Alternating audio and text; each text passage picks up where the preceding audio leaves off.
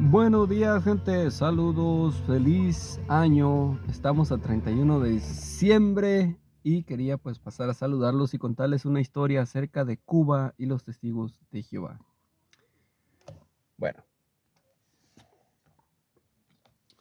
esta historia se las platico porque hace algunos años vino a mi congregación un hermano de Betel de Cuba a dar el discurso especial que se da en esas fechas de la conmemoración, creo que poquito antes o poquito después, una semana después creo.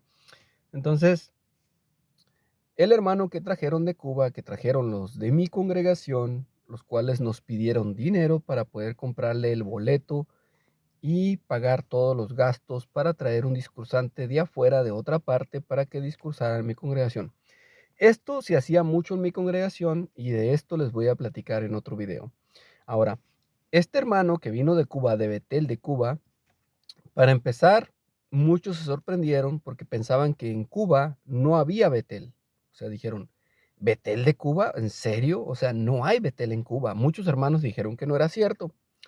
Pero ya cuando la pareja vino, nos platicó y nos explicó cómo es que sí hay un Betel en Cuba. Prácticamente el Betel de Cuba es una casa de 2 pisos. O sea, no es grande como el de otros países. Todos sabemos que en Cuba la situación está muy difícil. Todos sabemos que en Cuba pues hay cosas como que toda la gente te cobra en dólares. Eh, pues Cuba, la moneda local que es el LMC, no lo aceptan en cualquier parte. Hay ciertas tienditas donde lo aceptan. En Cuba todo está limitado. Si en una tienda llegan a tener algún producto que la gente no tiene, la gente hace cola para comprarlo. Es muy difícil para la gente que vive en Cuba, ¿ok? La mera verdad que en otros países estamos mucho mejor que estar en Cuba. La mayoría de los cubanos se quieren salir de Cuba, se quieren ir a España, se quieren venir a Estados Unidos, se quieren ir a otro país, a México, se quieren ir a otra parte. Y esto, ¿cómo lo llevan o cómo funciona Betel de Cuba? El hermano nos platicó un poquito. Dice, las publicaciones en esa casa Betel de Cuba, que es prácticamente una casa de 2 pisos, en ese lugar creo que había como 30 hermanos trabajando en ese Betel de Cuba.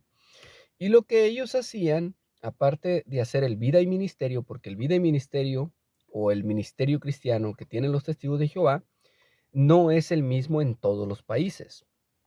Posiblemente esto ya lo sabía, pero en el vida y ministerio o en el ministerio cristiano que antes nos daban, el ministerio del reino, venían ciertas pautas en cuanto a cómo hacer ciertas cosas, depende de donde vivíamos. Pero no eran las mismas reglas o las mismas pautas para todos los países, ¿ok? Entonces, México le mandaba este vida y ministerio a Cuba y las revistas de México también las mandaban a Cuba, pero tenían que adaptarlas al territorio cubano. Por ejemplo, en Cuba, la Atalaya, la Despertad, no podían los cubanos, hermanos, testigos de Jehová, no podían andarla repartiendo a diestra y siniestra como en otros países. En Cuba usaban un método que era de entregar la revista y regresar por la revista e intercambiarla por otra revista. Y este método, no sé si usted se acuerde, pues posiblemente sí se acuerda de esto. Cuando yo era niño en México, vendían mucho estas revistas de vaqueros. Había revistas del Solitario, El Vaquero, y había un montón de revistas más, de libros, de historietas, que la gente compraba. Tú comprabas 5 revistas de esas, y si tu vecino tenía otras 5 y tú le decías, ya leí mis revistas, el vecino decía, te las cambio. Y mirabas las revistas y las cambiabas por otras. Este método de intercambio de literatura o de intercambio de revistas que se usaba antes con las revistas estas que les digo de entretenimiento, este método es el que se usa en Cuba con la Atalaya y con la Despertá. Sí, ese método es el que usan. Entonces, los hermanos, me acuerdo en mi congregación, a esta pareja que vino de Betel de Cuba, que ellos estaban antes en Betel de México. Y cuando ellos los asignaron a Betel a Cuba, les pasó algo pues muy difícil porque de estar acá donde había pues mucha más abundancia y mucha más libertad, fueron a Cuba, fueron asignados a Cuba. Y la hermana en la entrevista nos platicó que pues ella se enfermó, se deprimió mucho, porque pues era muy difícil dejar de ver a todos sus amigos acá en México, irse a un lugar extranjero y pues a tener allá muchas más dificultades que las que tenía en México, ¿no? Entonces la hermana nos contó que ella se deprimió, se enfermó y todo. El esposo nos platicó que en Betel de Cuba los hermanos podían tomar leche. Y todos, cuando escuchamos eso, nos quedamos así como que, ok. ¿Por qué? Porque estamos impuestos a que nosotros aquí vamos a la tienda y compramos un galón de leche. En Cuba no hay leche. De hecho, en Cuba está prohibido comer carne de res. En Cuba las personas no pueden comer mariscos. En Cuba tú vas a una tienda y lo único que hay en la tienda, en la hielera de la tienda prácticamente es un refrigerador freezer, eso es todo, la carnicería que hay en la tienda. Esa carnicería, casi nomás hay pollo ahí. O sea, no hay otras carnes, no puedes comer otras cosas. Y además de que si hubiera fuera súper carísimo, ¿no? Entonces, la gente de Cuba, hay muchas cosas que no las ha comido. Pero en Betel de Cuba tenían leche y eso era un privilegiazo para los hermanos de Betel de Cuba que tuvieran leche. Y les daban con la comida un vasito de leche.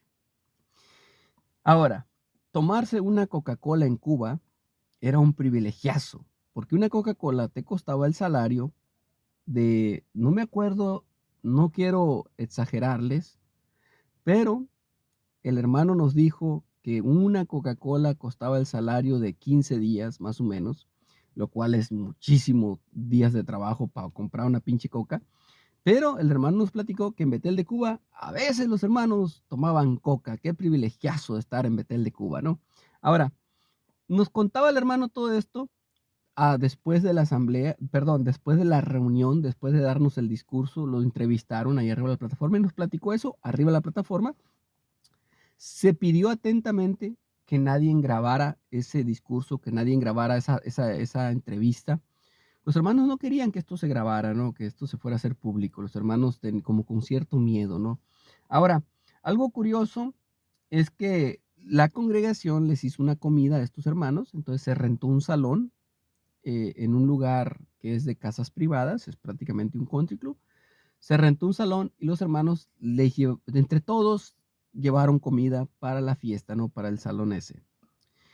Se puso una mesa, bueno, varias mesas así largas, hubo buffet de comida. En esas mesas largas que pusieron con manteles y con flores y velitas y todo, había pizza. En una orilla había varias pizzas. Pues, los niños casi siempre querían comer pizza, ¿no? Y los hermanos compraban pizza. Diferentes pizzas de Pizza Hut. Luego, una hermana que tenía un restaurante italiano, pues su esposo tenía un restaurante italiano, ella trabajaba ahí. La hermana llevó comida italiana, o sea, llevó una bandeja grandota de lasaña, llevó espagueti, el chicken Alfredo, el chicken frin, o como le llaman, espagueti con camarón. Llevó varias cosas la hermana del restaurante de comida italiana. Ellos también tenían catering. Lo que viene siendo catering es como comida a domicilio por medio de una lonchera, ¿no? Entonces, la hermana llevó todo eso. Los otros hermanos, pues llevaron comida mexicana, llevaron enchiladas, llevaron tamales, eh, llevaron una olla grande de pozole. Entonces había una exageración de comida en estas, voy a decir que eran unas 6 mesas así largas, pegadas junto a la pared, y todas estaban llenas de comida, o sea, una exageración, hermanos, de comida. Ahí había comida como para unas 500 personas y la congregación solamente éramos 120. Entonces me acuerdo yo que empezamos a agarrar comida, ¿no? Yo no hallaba ni qué agarrar yo de tanta comida que había. Era una glotonería eso. Era la gula, como le dicen. Bueno, el caso es de que imagínense, ¿por qué tú llevas a un cubano que en Cuba no se puede tomar ni una coca, ni un vasito de leche? ¿Por qué lo llevas a un lugar así a ponerle tantísima comida enfrente? O sea, ¿te parece realmente razonable? ¿Te parece lógico? ¿Te parece amable? ¿Te parece que estás pensando en sus sentimientos, llevarlo a ese lugar a comer? A mí no me pareció nada bueno eso. Dije, bueno, ¿por qué los hermanos hicieron tantísimas cosas? O sea, ¿de qué se trata esto? ¿Cómo se fue ese hermano para atrás? A llegar allá otra vez pues aunque esté en Betel, estando en ese Betel de Cuba, ni aún estando ahí no está sobrada la cosa, o sea, está limitada. También el hermano nos platicó de que en Betel de Cuba es al revés que el Betel de México y que el Betel de Estados Unidos. ¿Al revés en qué sentido?